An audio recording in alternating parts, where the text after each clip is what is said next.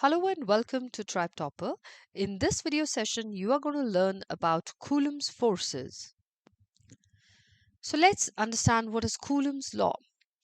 So Coulomb's law states that the force of attraction or repulsion between two charges is inversely proportional to the square of distance between the charges, and it is directly proportional to the product of the two charges. That means the magnitude of the two charges. And it is attractive when the charges are of opposite sign and you will get a negative force, and it is repulsive when the charges are of same sign and you will get a positive force. So Coulomb's law is stated as number 1. It says that the force of attraction or repulsion, it is directly proportional to the product of the two charges. When I say product of two charges, that means the product of the magnitudes of the two charges, Q1 and Q2. So you can see here we have the charges Q1 and Q2. So when it is one is positive, one is negative, they are attracting each other. So the direction of force is towards each other, right? This is the direction of force towards each other. And when both of them are positive, the direction is away from each other because they are repelling each other. But the formula would be same. That means the force is still going to be directly proportional to the product of charges. And secondly, it is inversely proportional to the square of distance between them. So if I say this distance here between the charges is r, whether it is the first, second or third case, in each case the distance between the charges is r, then the force is directly proportional to Q1 Q2 by r square. And if I remove the proportionality sign, we have to add a constant here. Therefore, the force is equal to K times Q1 Q2 by r square. And experimentally, it has been found out what is the value of this K. So K is equal to 1 over 4 pi epsilon naught, whose value is 9 times 10 to the power 9. But what is this epsilon naught? That is known as the permittivity of the medium. So in this case, it is vacuum. So epsilon naught represents permittivity of vacuum. But if it is some other medium, we would use epsilon m. That will be permittivity of the medium other than vacuum. So just when epsilon naught is particularly in case of a vacuum, that is two charges are interacting in vacuum, we would use epsilon naught, which is permittivity of vacuum. That means how much a particular medium or vacuum permits the two charges to interact. So based on that, we get the value of K to be 1 over 4 pi epsilon naught as 9 times 10 to the power 9. But for other media other than vacuum, you will have to use epsilon m. And this is how you're going to use it in some of the problems. So let's have a look here. The electric permittivity of graphite is 12 times larger than that of a vacuum. So that means this is our medium here, graphite, and the other medium is vacuum, right? So the force between 2-point charges in a vacuum is F. The two charges are embedded now in graphite and their separation is doubled. Predict the new force between the charges in terms of your original F. So we have to find, in a way, a ratio of the new force to the original force. So let's see how to go about it. Okay, so let's find out, first of all, the force between the 2-point charges in vacuum. So if we say Q1 and Q2, these are the two charges and they were initially separated by, we'll say the separation distance was F. Then what was the force between the two charges? We just learned by Coulomb's law, it is going to be 1 over 4 pi epsilon naught Q1 Q2 by r square. Now the new force, what will that be?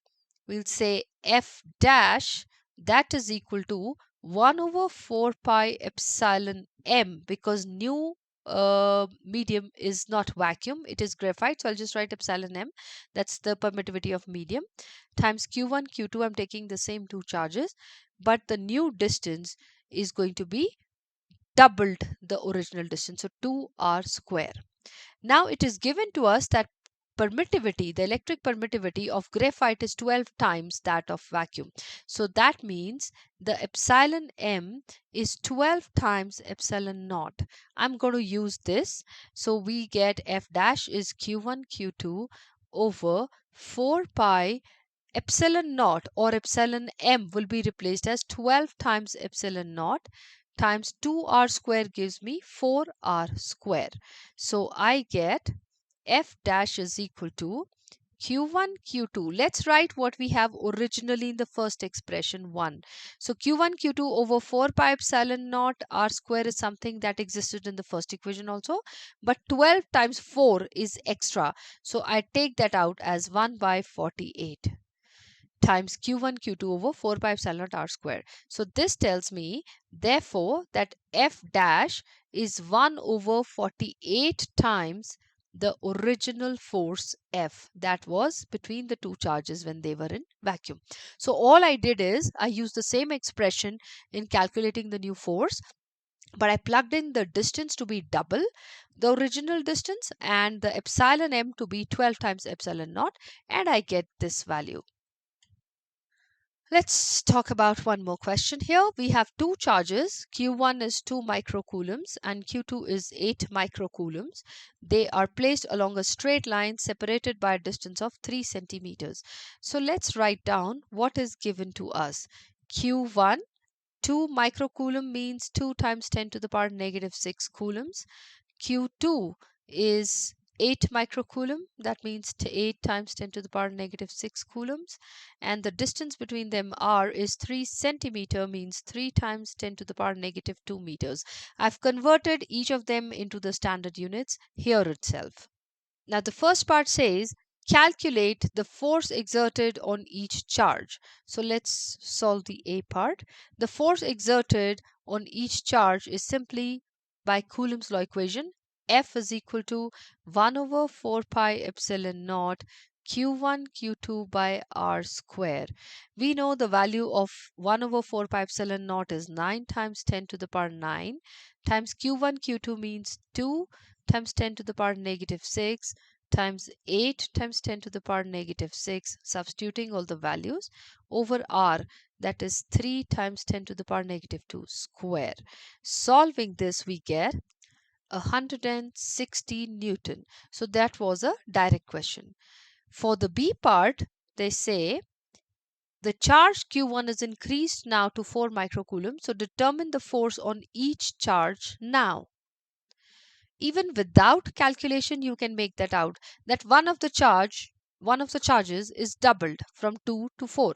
So we will simply say the new force is going to be 1 over 4 pi epsilon naught times q1 becomes 2q1 times q2 over r square. So even if I don't do any calculation, I can make out it's going to be twice of q1 q2 over 4 pi epsilon naught r square. That means it's going to be twice of the original force. So therefore the new force is equal to 2 times 160, which gives me 320 newtons. And now for the third part, we have C part says a positive charge Q is placed on the line joining Q1 and Q2. Determine the distance from Q1 where this third positive charge experiences a zero net force. Okay, first let's look at this diagram, which arrangement that shows. Let's say that a charge Q, third charge Q, is placed at a distance x from the charge Q1. Then if d was the total distance between the two charges initially, Now the distance between the new charge, the third charge, is x from q1, then it will be d minus x from the charge q2. So out of total distance d, you will subtract this distance. And as you can see, the charge q1 is going to experience one force F1 to the right and one force F2 to the left. For the question says when is the zero net force. So for the net force to be zero, what is the condition? It is obviously that the two forces acting on it, F1 to the right and F2 to the left, they should be exactly equal and opposite. So F1 is equal to F2. That means applying Coulomb's law. So I'll say by Coulomb's law, what do we have? The force F1 to the right, which is exerted by this q1 because it is repelling it to the other side to the right, that is going to be k q1 times q over r square. My r is x right now, so I'll say x square is equal to k q2 times q over d minus x square. So what I have done is just use the Coulomb's law expression, but charges q1 q2 become q1 times q because I'm finding the force on this charge q over the distance square. The distance is x square for these two charges, and between the charge capital Q and Q2, the distance is d minus x. So it's k q2 q by d minus x whole square. So common things cancel out, k and k, we'll cancel them out, k and q both cancel out. So you are left with what? q1 by x square is equal to q2 by d minus x whole square. So let's plug in the values, q1 and q2. So our q1 was 2 microcoulomb and q2 is 8 microcoulomb. So let's plug in the value. 2 times 10 to the power negative 6 coulomb over x square is equal to 8 times 10 to the power negative 6 coulomb over d minus x whole square. So 10 raised to the power minus 6 cancels out. 2 times 4. Now just cross multiply, simple maths. You have d minus x whole square is equal to 4 times x square. Now what we'll do is to make our equation simpler, taking the square root on both sides, that gives me d minus x is equal to 2x. Therefore d is equal to 3x, or x is equal to d by 3. Since in the question it is given originally the distance between the two charges, the separation between the two charges was 3 centimeters, and x is the position which is at 1/3 of d, therefore x is equal to 3 by 3. So it should be at 1 centimeter from the charge q1. So the only concept that you had to apply was that the third charge will be placed at a distance x from one charge, then it will obviously be d minus x from the other charge, and for the net force to be zero, just equate the two forces acting on it. That's all for this video session, and in the next video session you are going to learn about electric field. Thank you.